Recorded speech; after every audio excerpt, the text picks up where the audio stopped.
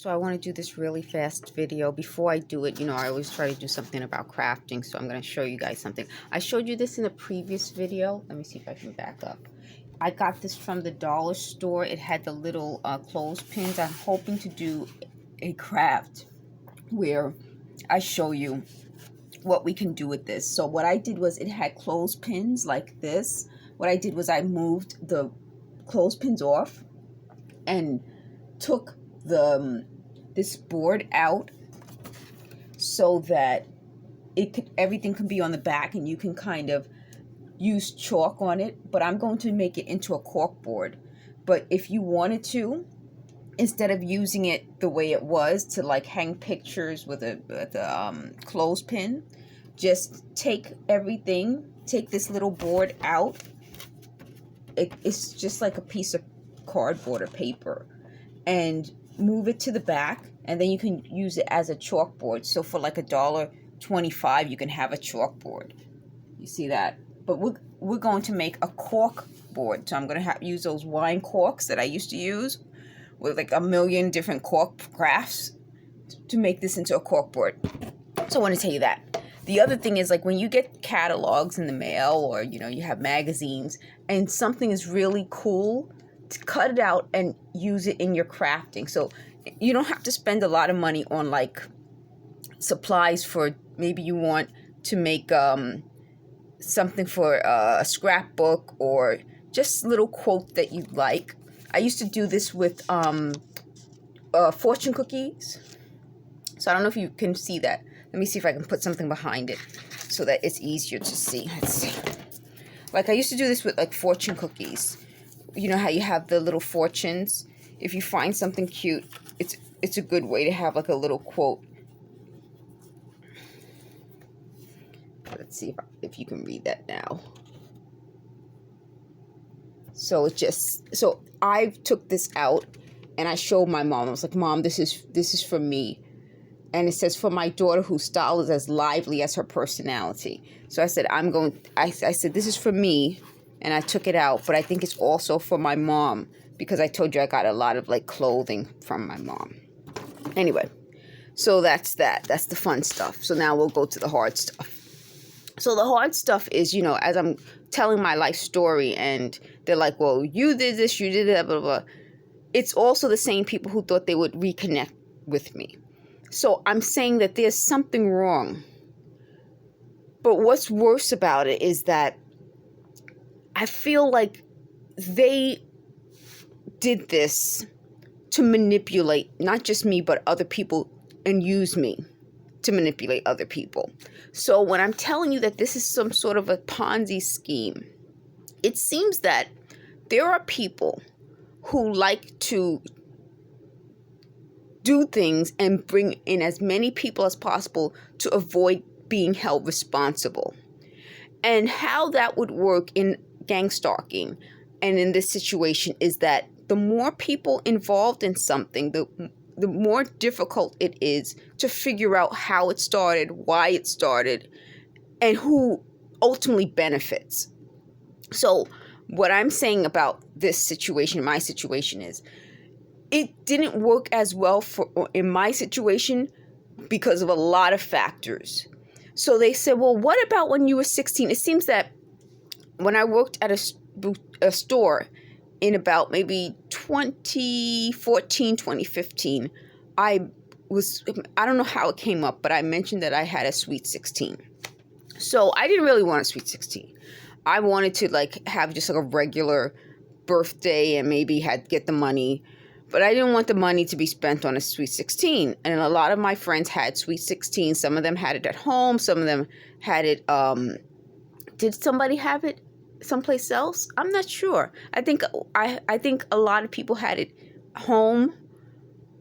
I don't know if anyone had it someplace else. I think I was invited to places, to parties where they would have it other places, but I didn't go because it was busy, Then I had my own, so I had it at Co-op City's community center, and we decorated, and it snowed. So not only did I not want the party, but it snowed. And so some people couldn't make it. I had people there. I had family there. and I had like a list of music that I wanted to play, and I asked the elementary school mate's older cousin to DJ. I paid him for it. It wasn't like, oh, it was just supposed to be something that was free. No, I paid for that. And it was good. It was good. Towards the middle, when it was snowing and it was a heavy snowstorm, I wanted more people. I was like, nobody in my 16-year-old mind, I'm like, nobody's here. Of course people were there. So we went outside and we invited kids who were just like outside, and mainly it was like boys, come in. And they came in and we danced, we had fun. It was just a great time. So as they're mentioning these things, they said, well, were you upset that more kids from your school didn't go? Of course, I was 16. I didn't want the party. You know, it was like a big deal for everybody else. For me, it was like, oh, I would rather have just had the money and done something else for 16.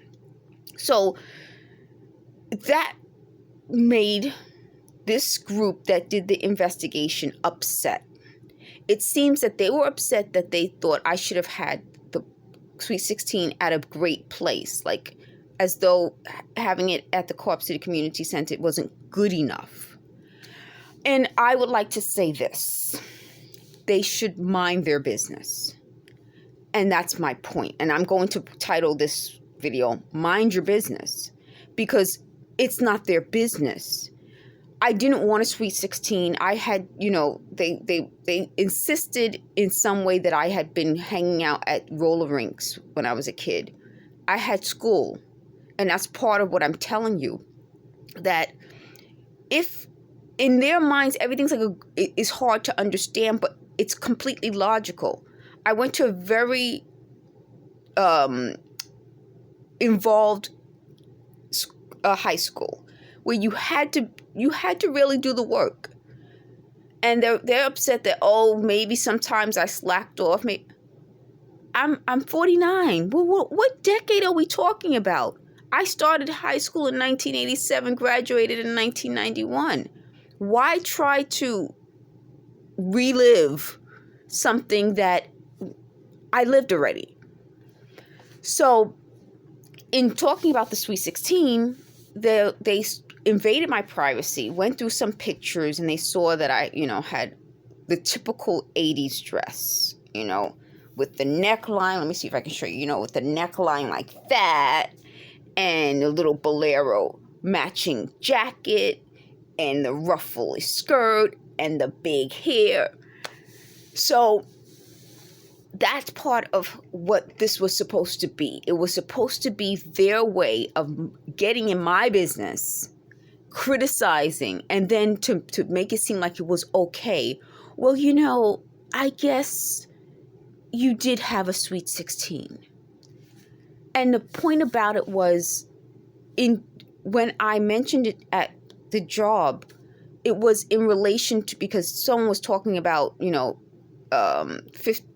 in certain cultures they celebrate 15, and because I had my own experience as a Sweet 16, I mentioned it. And I think that's what I'm saying. There seems to be a problem with these folks in me talking about my life, because I think the goal was to redo things and change it to a way that nobody else would know that they redid it. Rewrite my whole life story, change everything that's ever happened in my life, make me out to be someone I'm not. And because I'm able to tell the truth and what really happened, they can't do that. So I wanted to tell you that story about the Sweet 16 because it's important. It's a very important story, because that goes back to what I'm telling you, that when I'm sleeping and they're talking and talking and talking, they seem like they're trying to rearrange things. So one of the rearrangements they made was they wanted me to feel bad that kids from my school didn't go. Well, kids from my school did go. But what happened that night that they didn't realize was that by going outside and inviting all these, they were mainly boys, you know. Now they're like probably 50 and up. They're like my age and up. But they were boys. mainly, but we invited all these kids in from the snow who were out there playing, and they came in and they just, and that's my point. Like, that's the story.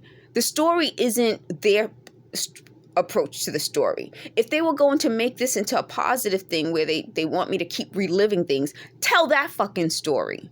Tell that fucking story. Thanks for watching.